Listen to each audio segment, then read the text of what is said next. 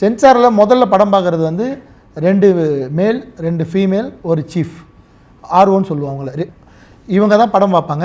5 பேருமே பிஜேபிக்காரங்களா இருப்பாங்களா? அண்ணா அவங்க எந்த கட்சியில் எனக்கு தெரியாது, எங்களை பார்க்க கூட விட மாட்டாங்க. அவங்க வரப்போ நாங்கள் இருக்கவே கூடாது அந்த இடத்துலையே.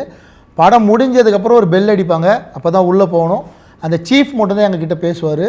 இவங்களுக்குள்ளே என்ன டிஸ்கஸ் பண்ணியிருக்காங்க அந்த படத்தை பற்றி, இவங்க point of view, 2 female point of வியூலேருந்து என்ன சொல்லியிருக்காங்க, 2 மேல் பாயிண்ட் ஆஃப் வியூலேருந்து என்ன சொல்லியிருக்காங்க, இந்த படத்தில் எதெல்லாம் நல்லது கெட்டது அவங்க ஒரு விவாதம் பண்ணி ஒரு முடிவுக்கு வந்து நம்மக்கிட்ட இதெல்லாம் கட்டு, இதெல்லாம் ஒத்துக்கிட்டிங்கன்னா யூஏ அப்படின்னு நமக்கு பிரித்து சொல்லுவாங்க. நம்ம எதை வேணுமோ நம்ம சூஸ் பண்ணிக்கலாம் வியாபாரம் ரீதியாக.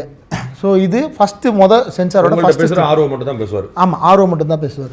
ஸோ ரிவர்ஸ் கமிட்டி போட்டாங்கன்னா அவங்க ஒரு கமிட்டி ஃபார்ம் பண்ணுவாங்க. அந்த கமிட்டி வந்து இப்போ எந்த படம் வந்து ரிவர்ஸ் கமிட்டி போதோ அந்த படம் சம்மந்தமான நாலேஜ் இருக்கிற அட்வொகேட்ஸ் வருவாங்க. இது வந்து டாக்டர் சம்மந்தப்பட்ட படம்னா டாக்டர்ஸ் வருவாங்க. ஒரு கமிட்டியாக ஃபார்ம் பண்ணுவாங்க அந்த துறை ரீதியாக அறிவு இருக்கிறவங்கள. அப்போது அந்த ஃபார்மேஷனுக்கு ஒரு 10 நாள் ஆகும், ரிவர்ஸ் கமிட்டி ஃபார்மேஷனுக்கு. அதை அப்ரூவல் போய் பாம்பேலேருந்து இந்த கமிட்டி அப்ரூவ்டுன்னு வந்ததுக்கு அப்புறம் தான் நமக்கு ஒரு டேட் சொல்லுவாங்க. அவங்க படம் பார்த்து இந்த 11 பேர் இப்போ விவாதம் பண்ணுவாங்க. 5 பேர் பண்ண விவாதம் இப்போ 11 பேர் விவாதமாக மாறி அங்கேருந்து இந்த படம் வந்து எந்த கட்செல்லாம் வரலான்றது முடிவு பண்ணி சொல்கிறது தான் நமக்கு ரிவைஸ் கமிட்டி. அங்கேயுமே நமக்கு திருப்தி இல்லைன்னா நம்ம அடுத்த ட்ரிபியூனல்னு கோர்ட்டுக்கு போயிடணும். 3 ஜட்ஜி படம் பார்ப்பாங்க.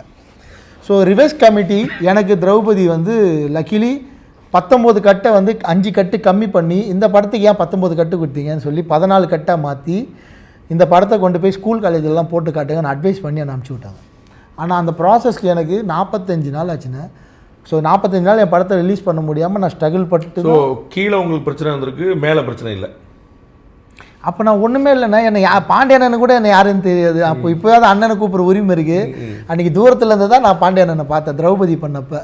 நான் சொல்கிறேன் எனக்கு வந்த பிரச்சனைகளை மட்டும். இப்போ நீங்கள் எங்கேயோ தம்பி கொடுத்து விட்றீங்க என்ன.